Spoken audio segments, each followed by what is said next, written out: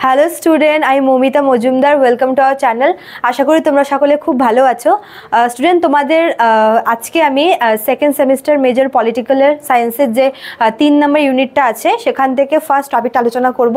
ঠিক আছে, পার্লামেন্ট মানে আইনসভাটা শুরু হবে আজকে আমাদের। তো আইনসভা বললে প্রথমে আমাদের কেন্দ্রীয় আইনসভার কথা আসে, আর কেন্দ্রীয় আইনসভার সবথেকে যে সুপ্রিম পাওয়ার যার হাতে সেটা হচ্ছে পার্লামেন্ট। ঠিক আছে, তো পার্লামেন্টটা নিয়ে আজকে আলোচনা করব।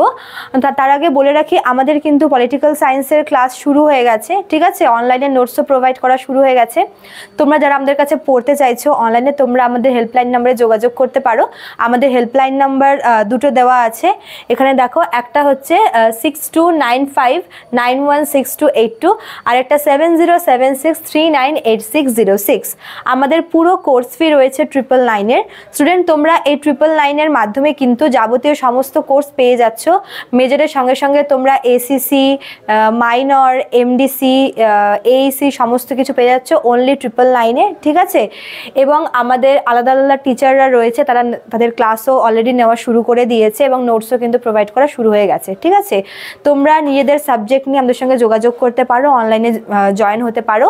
আমাদের কোর্সের ডিউরেশন হচ্ছে 6 মান্থের, 6 মাসের আমাদের কোর্স চলবে এবং আমাদের কিন্তু অলরেডি 2 মাস প্রায় শেষের দিকে। ঠিক আছে, তো তোমরা যারা সিরিয়াসলি পড়তে চাইছো তারা দেরি না করে আমাদের হেল্পলাইন নাম্বারে যোগাযোগ করে জয়েন হয়ে যাও। চলো টপিকে ফিরে যাই।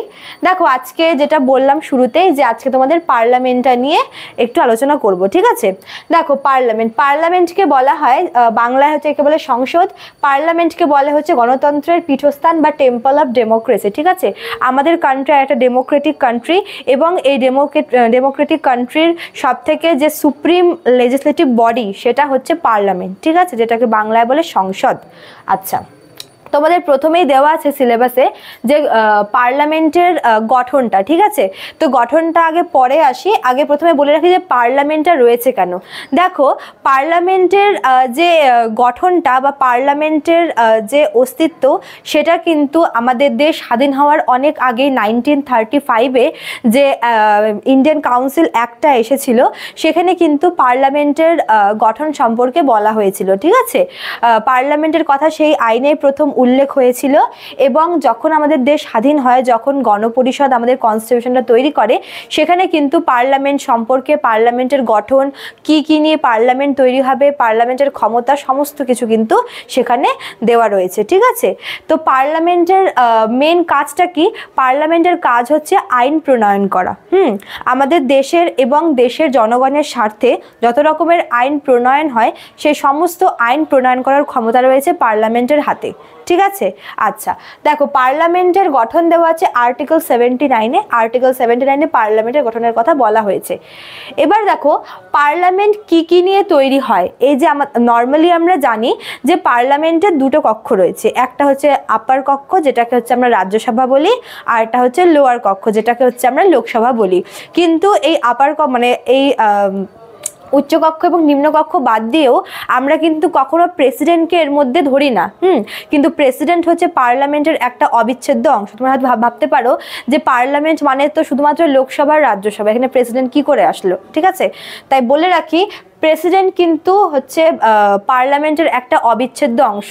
মানে পার্লামেন্টের মনে করা যত রকমের আইন প্রণয়ন হয়, ঠিক আছে, সমস্ত কিছুতে প্রেসিডেন্টের স্বাক্ষর মানে প্রেসিডেন্টের কিন্তু সম্মতিটা প্রয়োজন। ঠিক আছে, যত রকমের বিল প্রণয়ন হয়, যত বিল আইনে প্রণয়ন হয় সমস্ত কিছু কিন্তু প্রেসিডেন্টের সম্মতি নিয়েই হয়। ঠিক আছে, এছাড়াও মনে করো যে বিভিন্ন সেশনগুলো বসে পার্লামেন্টের, যে হচ্ছে অধিবেশনগুলো বসে, সেই সমস্ত কিছু হচ্ছে প্রেসিডেন্ট হচ্ছে আয়োজন করে। তো প্রেসিডেন্ট হচ্ছে পার্লামেন্টের মেম্বার না হয়েও প্রেসিডেন্ট হচ্ছে পার্লামেন্টের একটা পার্ট বলতে পারো। ঠিক আছে, তাই যখন আমরা এর কম্পোজিশনটা পড়বো, এর গঠনটা পড়বো, তখন অবশ্যই আমরা লোকসভা এবং রাজ্যসভা বাদ দিয়ে প্রেসিডেন্টকেও কিন্তু এর মধ্যে ধরবো। ঠিক আছে, তাহলে আমাদের ভারতের পার্লামেন্ট কি নিয়ে তৈরি? একটা হচ্ছে হাউস অফ পিপল যেটাকে বাংলায় বলে লোকসভা। ঠিক আছে।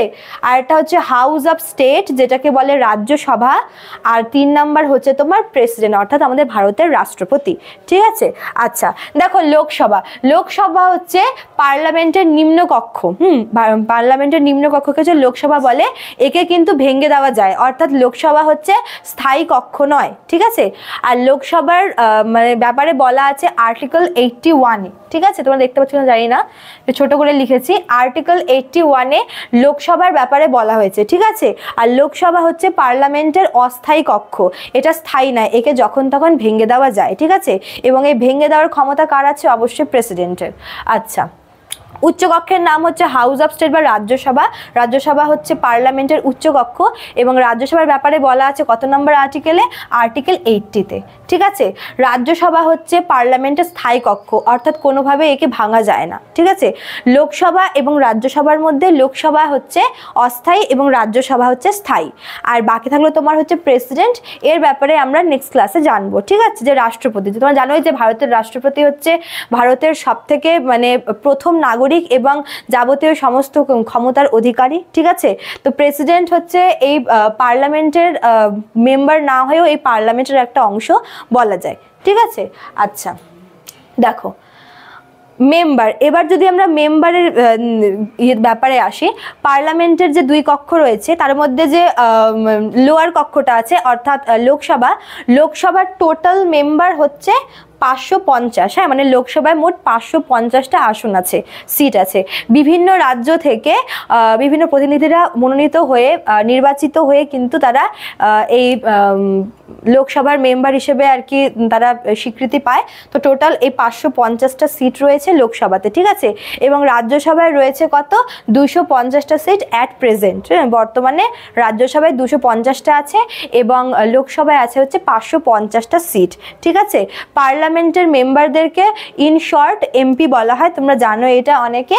এবং আমাদের পার্লামেন্ট হচ্ছে আমাদের দেশের আইন বিভাগের, ঠিক আছে, সব থেকে যে সুপ্রিম পাওয়ার হচ্ছে পার্লামেন্টের হাতে রয়েছে।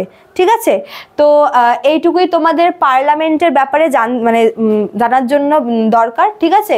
এর যে গঠনগুলা, অর্থাৎ এই যে 3টা ভাগ রয়েছে লোকসভা, রাজ্যসভা এবং রাষ্ট্রপতি সম্পর্কে, আমরা এটা পার্ট পার্ট করে নেক্সট ক্লাসে জানবো। তো আজকে তোমাদের এতটুকুই থাকলো, আশা করি তোমরা বুঝতে পেরেছো।